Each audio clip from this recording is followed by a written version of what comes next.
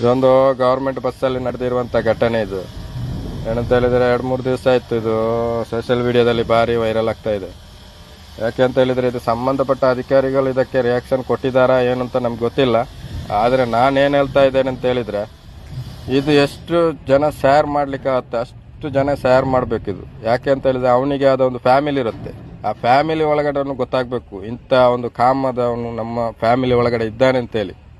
ಯಾಕೆ ಅಂತ ಹೇಳಿದರೆ ಇಂಥದ್ದು ಕಂಡಕ್ಟರಲ್ಲಿ ಸುಮಾರು ನೋಡಿದ್ದೇನೆ, 100ರಲ್ಲಿ 10% ಇಂಥದ್ದೇ ಇರೋದು.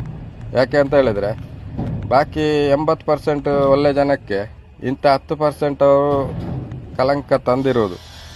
ಒಂದೊಂದು ಇರುತ್ತೆ, ಲೇಡೀಸು ಮಿಡ್ಲಲ್ಲಿ ಒರೆಸ್ಕೊಂಡು ಹೋಗೋದು, ಅಲ್ಲದ ಜಾಗಕ್ಕೆ ಟಚ್ ಮಾಡ್ಕೊಂಡು ಹೋಗೋದು, ಇಂಥದ್ದು ಸುಮಾರು ನಾವು ನೋಡಿದೇನು ಹೊಸದಾಗಿರೋದೇನಲ್ಲ.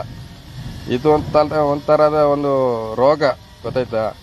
ಈ ರೋಗವನ್ನು ಏನು ಮಾಡಬೇಕು ಅಂತ ಹೇಳಿದರೆ ಈ ಥರನೇ ಮಾಡಿ ಅದನ್ನು ಮುಗಿಸ್ಬೇಕು.